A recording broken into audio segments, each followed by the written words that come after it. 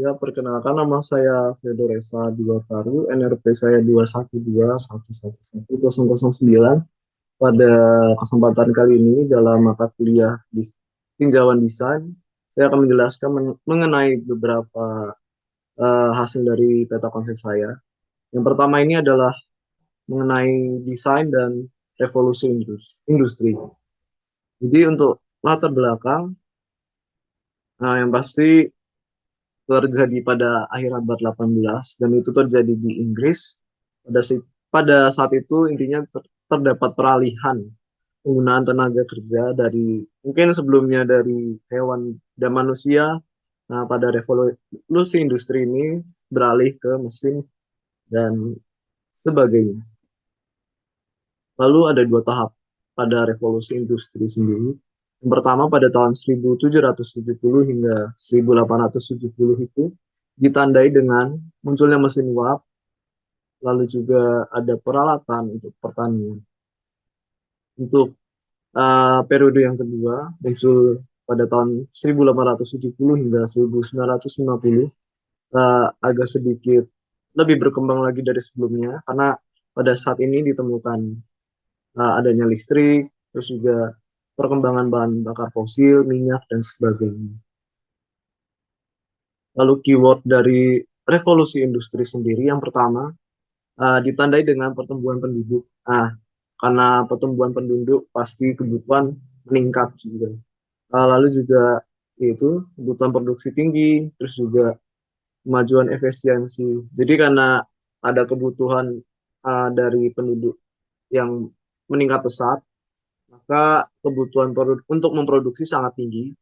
Maka itu dibutuhkan suatu cara untuk membuat produksi lebih efektif, yaitu jadi tadi ya tandanya kemajuan efisiensi dan produksi tinggi. Lalu juga uh, keyword yang ketiga itu berkembangnya mesin uap. Misalnya saja kereta uap dan semacamnya. Jadi tentu melalui kereta uap untuk uh, proses distribusi akan lebih efisiensi. Lalu juga ada dampak buruk, tentu ada tidak semua diuntungkan karena untuk buruh dan para petani yang sebelumnya mereka sangat dibutuhkan sekarang tergeser pada saat itu tergeser oleh perkembangan mesin uap dan listrik. Tentunya sumber daya mereka tidak dibutuhkan lagi. Maka terjadi ketimpangan saat itu. Lalu mengapa adanya revolusi industri? Yang pertama, alasan yang pertama, karena teknologi baru mempermudah distribusi. Yang sudah seperti saya katakan sebelumnya, karena kebutuhan tinggi, maka juga penyampaiannya harus cepat. Ya seperti contoh kereta uap mempermudah proses distribusi, ya alasannya juga karena murah dan cepat. Karena masalah waktu, tempat juga bisa cukup dipangkas, jadi untuk masalah biaya juga bisa lebih murah. Lalu juga aplikasi mesin uap pada industri, jadi tidak hanya pada alat transportasi, tapi juga dalam proses produksi mesin uap juga bisa diterapkan. Lalu juga ada namanya revolusi agrikultur. Jadi memang ada kemajuan dalam pertanian, proses produksi. Jadi mungkin analoginya misal biasanya bajaknya pakai kerbau. Nah sekarang bisa dibajak pakai mesin uap. Maksudnya mesin untuk lebih mempermudah dan cepat. Dan selain proses produksi juga tadi seperti yang sudah dikatakan terus mengenai distribusi. Lalu juga ada alasan karena bertumbuhnya perdagangan global dan internasional. Jadi eh, cakupannya perdagangan itu tidak hanya pada satu wilayah saja, tapi mulai ke berbagai daerah atau bisa dibilang ya lebih global untuk internasional karena ya tadi salah satunya untuk proses distribusi lebih dipermudah, lebih cepat juga. Lalu juga ada dampak dari revolusi industri pada desain. Ya, yang pertama desain sendiri itu muncul dari revolusi industri. Karena desain sendiri kan untuk memecahkan suatu masalah. Nah, ketika ada kebutuhan atau ada permasalahan yang ingin diselesaikan, maka problem solvingnya adalah desain itu sendiri. Lalu ada pada selama masa dampak dari revolusi industri ini muncul beberapa desain. Lalu di sini ada tiga style yang berkembang pada saat itu. Yang pertama ada Victorian style. Jadi pada intinya Victorian style itu lebih ke ornamental gitu, lebih romantis dan juga terdapat bingkai atau mungkin bisa kita sebut curve atau wave. Jadi intinya itu sih lebih ornamental saja. Gitu. Ada yang dilebih-lebihkan. Lalu juga ada style art and craft karena pada saat itu juga beberapa seniman masih merasa eh, yaitu tadi ya seni mengukir art and craft itu masih punya nilai yang lebih sehingga eh, revolusi industri yang mempermudah segalanya itu jadi seperti mengikis seni yang sesungguhnya. Jadi yang sifatnya ornamental itu kan kurang dipakai pada saat itu. Kayak craft and art. Jadi para pengukir-mengukir itu biasanya masih mempertahankan. Jadi beberapa produksi masih ada yang menggunakan art and craft, jadi ukiran semacam ukiran kayu seperti itu. Lalu juga ada art nouveau, itu ya ada dua macam eh, pada zamannya Cerat itu.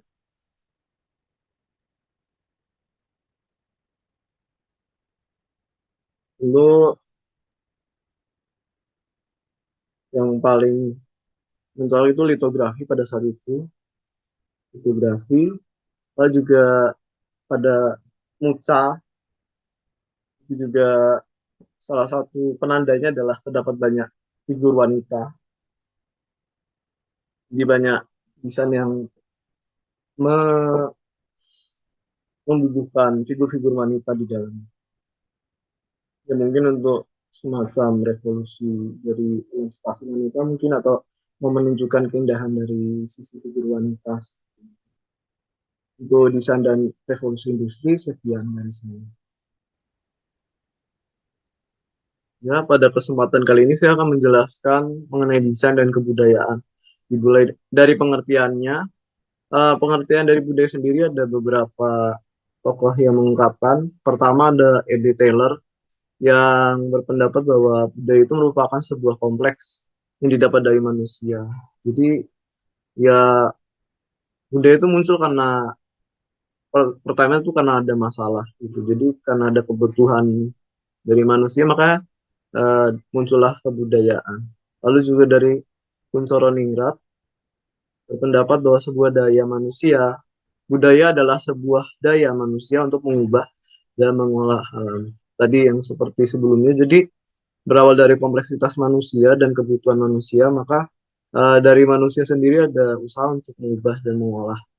Lalu ada dari Ralph Linton yang berpendapat bahwa budaya merupakan sikap, pola perilaku, pengetahuan, dan kebiasaan yang diturunkan.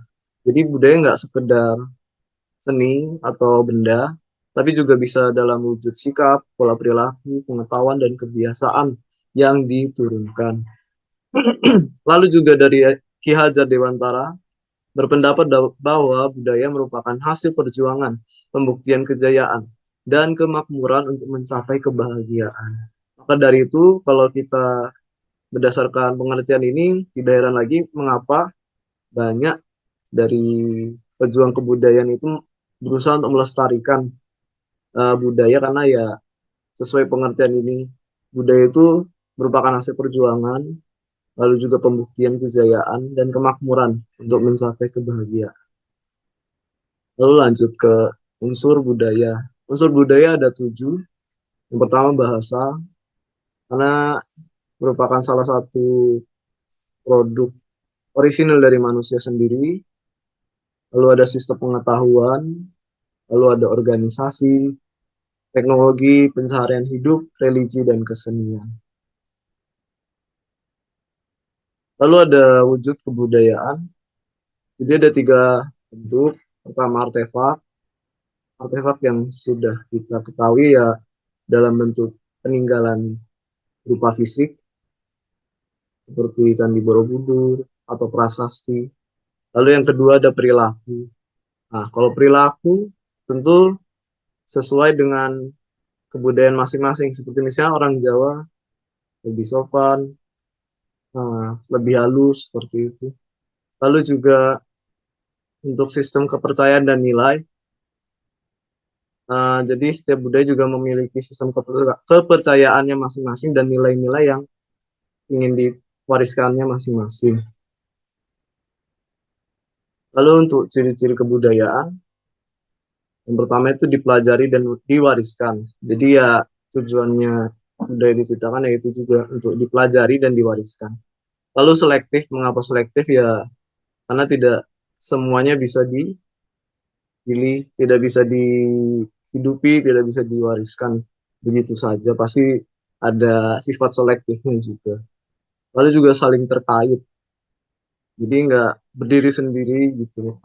Nilai yang satu dengan nilai yang lain. Atau misalnya juga uh, dalam tadi wujud seni, misalnya seni rupa dengan seni perilaku itu juga pasti ada saling keterkaitannya seperti itu. Lalu juga sebagai standar terbaik, ya tentu selain norma juga ada nilai kebudayaan yang orang-orang pegang untuk menjalani hidupnya bersama seperti itu. Lalu untuk uh, dari filsafat Yunani kuno,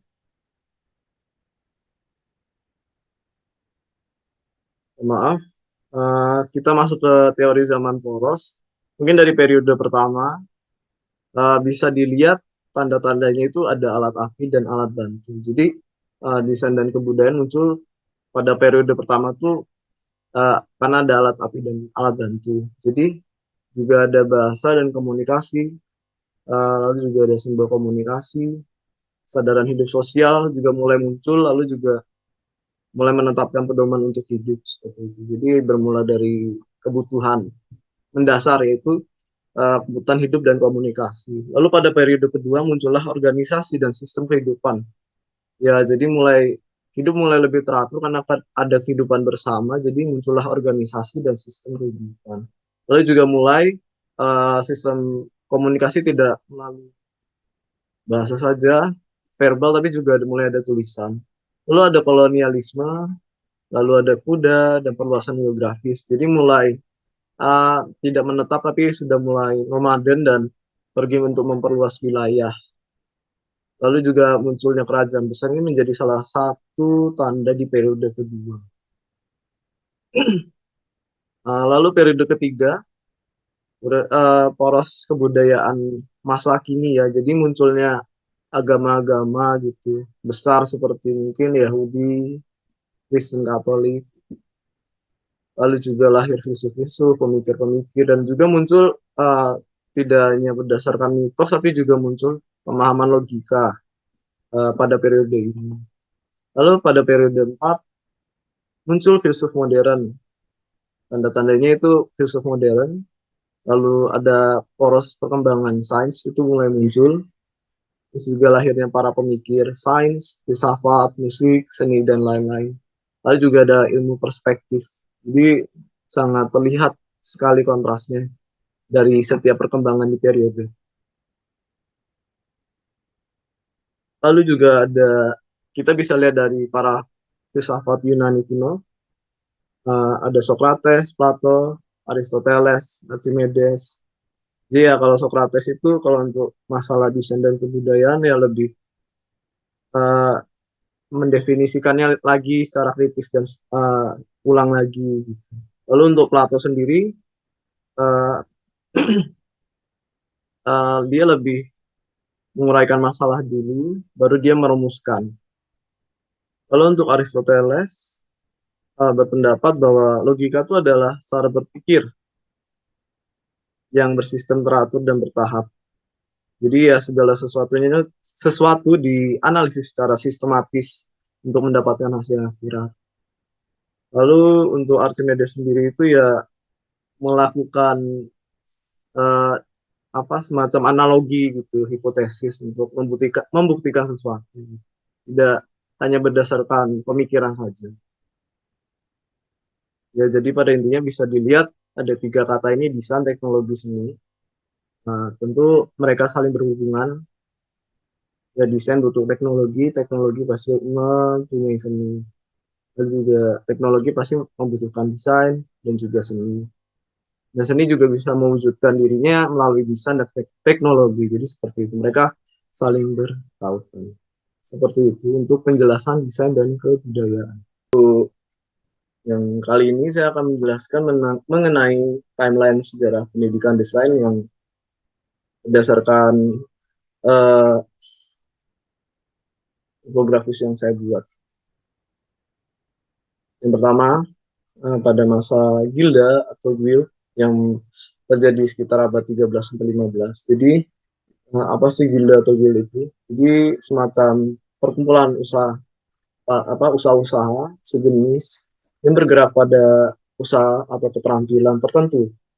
Dan pada saat itu merupakan pendidikan bertingkat.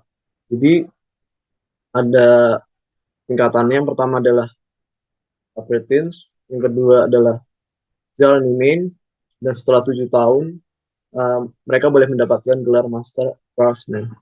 Jadi sistemnya itu seperti ada seorang pengusaha yang memiliki usaha keterampilan tertentu, dan misalnya saya ingin berguru ke tempat ini, maka saya akan menjadikan murid seperti itu, dan setelah mengalami beberapa proses dan tingkatan yang seperti sudah saya jelaskan, maka ia akan mendapat semacam bachelor atau uh, seperti ya peringkat gitu.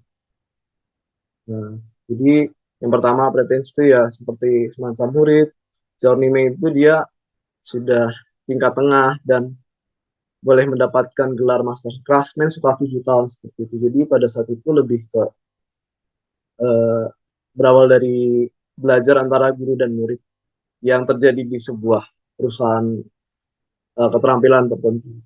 Lalu ada pada era Renaissance pada abad 14 sampai 15 Masehi.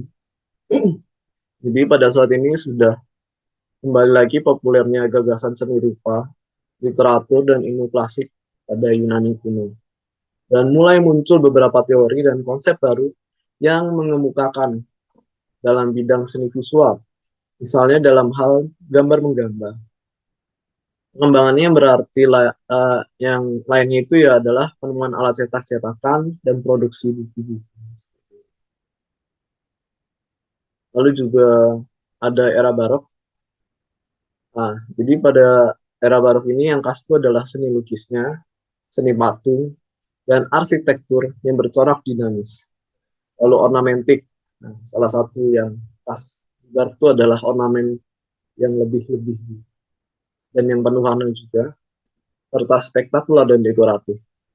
Lalu pada masa inilah dibangun beberapa akademi seni rupa yang akhirnya menjadi mapan dan yang juga mempelajari seni rupa dan literatur di samping mempelajari ilmu pengetahuan dan filsafat. Jadi saat itu mulai muncul ilmu konsen tersendiri untuk seni rupa di hampir sejajar dengan filsafat dan ilmu pengetahuan yang lainnya. Lalu pada era revolusi industri, ya seperti yang sebelumnya sudah kita ketahui, industri di Inggris tumbuh dan industri ini baru bersifat massal dan juga meniru buatan tangan manusia.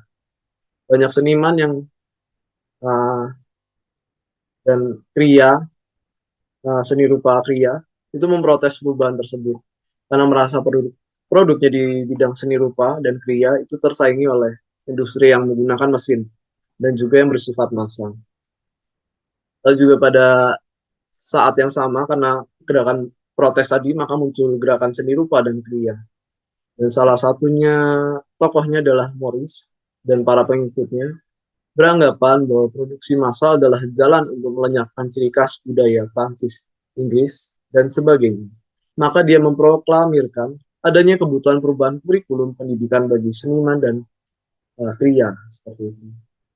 Jadi tidak hanya dalam produksinya saja, tapi juga dalam akademinya juga ditambahkan kurikulum supaya tidak hilang gitu tergores oleh dampak dari revolusi industri. Lalu pada abad 19 Masehi, nah salah satu juga yang jadi poin perubahan itu sekolah Bauhaus di Jerman. Pendidikan seni rupa, desain dan arsitektur yang sebenarnya ya pada saat ini muncul. Kira-kira tahun 30-an pada abad ke-19 yaitu sekitar tahun 1830-an sampai pada permulaan tahun 1900-an. Nah, saat inilah dimulai terlihat ikatan yang kuat antara desainer dengan industri yang bersifat mekanistik. Lalu tidak hanya di Jerman tapi juga mulai berkembang ke negara lain. Jadi perkembangan pendidikan seni rupa, desain dan arsitektur di Amerika mulai terangkat pada abad ke-20. Kurikulumnya didasari oleh konsep pendidikan Bauhaus. Karena tadi ya ciri khasnya dari Bauhaus. Mereka juga memberikan suplemen course of work melalui training pada manufacturing processes and merchandising. Dimulai lebih kompleks lagi. Lalu kalau mau kita lihat apa sih pengaruh dari sekolah Bauhaus itu untuk masa kini. Jadi pada masa kini perkembangan sekolah seni rupa, arsitektur dan desain demikian pesatnya. Sehingga pada tahun 2001 sekolah seni rupa dan desain di negara-negara maju seperti Inggris dan Jepang sudah menjadi institut bahkan menjadi universitas seni rupa dan desain. Lalu apa sih kecenderungan pendidikan seni rupa, desain dan arsitektur pada masa sekarang? Jadi bidang seni visual, arsitektur, dan desain berubah dan berlanjut dengan sangat kompleks. Lalu juga melalui dua poros utama. Yang pertama itu oleh perkembangan teknologi dan dalam produk-produknya. Yang kedua juga atas penggunaan komputer yang membantu desain dan manufaktur. Jadi karena perkembangan teknologi dan juga kebutuhan produk, lalu juga penggunaan komputer yang sangat membantu dalam desain dan manufaktur. Kemudian untuk penjelasan timeline dari perkembangan pendidikan untuk bagian terakhir saya akan menjelaskan mengenai beginning of modernism. Jadi tanda-tanda dari modernisme itu pertama tadi yang sudah dijelaskan revolusi industri, yang kedua itu dari modelnya transportasi, terus juga munculnya kereta dan sebagainya dan selain dan semacamnya sebagai sebuah simbol. Lalu juga lahirnya electricity atau listrik dan juga teknologi komunikasi. Jadi tiga itu merupakan tanda penting dalam modernisme. Lalu untuk dari desain sendiri, nah yang pertama itu functional and psychological to meet these needs of life. Jadi fungsi dan visi itu yang uh, menyerupai kebutuhan hidup. Jadi uh, lebih ke fungsi yang ditekankan pada modernisme dan juga fisik secara fisik apa psikonya gitu. Lalu juga ada visual evolution, jadi ada terdapat evolusi visual pada modernisme. Lalu juga they focus on the community and the environment. Jadi desain itu dibuat untuk kepentingan bersama gitu, jadi kebaikan bersama. Jadi bukan lagi untuk kepentingan si pembuat, tapi untuk kebutuhan banyak orang. Jadi mereka memang fokusnya ke komunitas dan lingkungan seperti itu. Lalu juga so many architectural designs with simple and technical approaches. Jadi ya banyak yang desain arsitektural dengan desain yang lebih simple, lebih sederhana dan juga lebih teknikal. Lalu juga salah satu tandanya itu sekolah Bauhaus sebagai simbol dari formalisme, lalu juga rasionalisme, lalu juga ada ergonomics dan antropometri. Jadi lebih ke berdasarkan ukuran atau measure pada manusia seperti itu, sesuai bentuk untuk manusia. Itu untuk dari desain. Lalu ada beberapa tokoh yang muncul. Yang pertama itu ada Wiener Workstate yang hidup pada tahun 1903 hingga 1932. Pada intinya pada masa dia itu dia sangat seperti Arnold Hu, sangat berkembang pada kriya dan seni rupa konsep. Jadi konsep seni rupa dan kriya itu masih dikembangkan. Lalu juga tidak ada batasan lagi antara seni dengan apa kebutuhan publik seperti itu. Jadi ciri khasnya pada Wiener Workstate itu masih ada ukiran-ukiran krianya seperti itu. Lalu untuk The Stitch atau mungkin kita bisa sebut The Style pada tahun 1017 hingga 1930-an.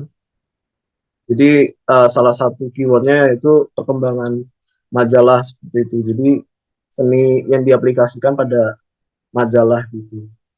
Dan ini berkembang sangat pesat dan munculnya di Belanda. Dan untuk desa sendiri sangat karakteristik dengan warna putih, kuning, biru, dan merah.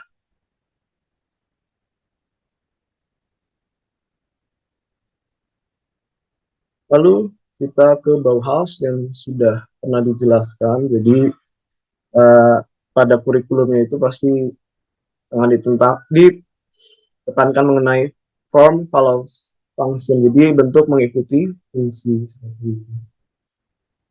Jadi forms follows function itu ya sama dengan less is more. Jadi uh, yang ornamental yang minimalis itu lebih baik gitu. Jadi lebih mengedepankan fungsi dulu daripada bentuk.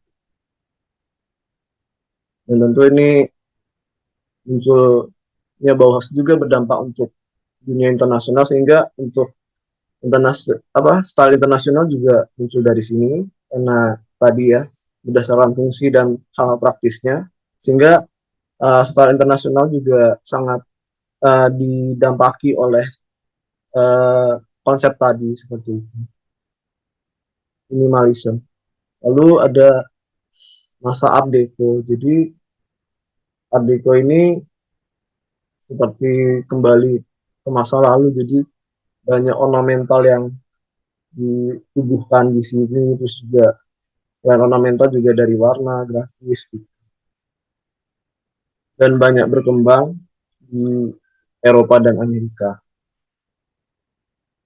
Lalu juga ada Streamline yang terjadi pada 1935 hingga 1955 dan ini dikenalkan oleh namanya Norman Bell Geddes. Tempat dikritik juga, tapi meskipun begitu tetap memiliki simbol kekuatan dan juga keharmonisan dengan industri produksi seperti itu. Lalu juga pada modernisme ini juga muncul pola filosofi yang pertama Walter Gropius yang hidup pada tahun 1883 hingga 1969. Jadi dia lebih mathematically, jadi lebih ke matematis jalannya dia seperti itu. Terus juga ada Louis Sullivan, dia yang salah satu tokoh yang menekankan mengenai bentuk mengikuti fungsi. Lalu juga dia berpendapat kalau space semacam ini bukan hanya kosong belaka tapi juga dimanfaatkan untuk sebuah fungsi. Ini nggak ada yang uh, space kosong untuk yang ornamental tuh yang emang nggak berguna, semua memiliki fungsinya. Lalu juga ada Frank Lloyd Wright, jadi dia uh, menekankan bahwa estetika dan juga konstruksi juga sama pentingnya gitu. Jadi tetap butuh estetika di samping butuh konstruksi yang tepat. Jadi secara visual modern design itu akan menunjukkan sebuah tren yang mengikuti yang berkelanjutan. Mungkin dari shape atau bentuk itu keywordnya itu simplify, itu sederhana, lalu juga fungsional, lebih terstruktur atau konstruksi, lalu juga memiliki apa reasonable, jadi semuanya itu memiliki alasan dibuat seperti itu. Lalu juga uh, reflecting machine language, jadi juga merupakan cerminan dari mesin pembuatnya. Lalu untuk dekoratif, tentu without ornament, jadi tidak ornamental yang berlebihan, karena ya tadi uh, bentuk itu mengikuti fungsinya. Jadi ornamental mungkin kurang kurang ditekankan pada desain modern. Lalu juga untuk color atau warna itu ya standar Pantone. Lalu juga terlihat lebih natural gitu. Jadi uh, lebih original, lebih asli. Jadi bukan yang buat-buat seperti itu. Jadi untuk modernisme seperti itu. Mungkin sekian dari saya. Terima kasih atas perhatiannya.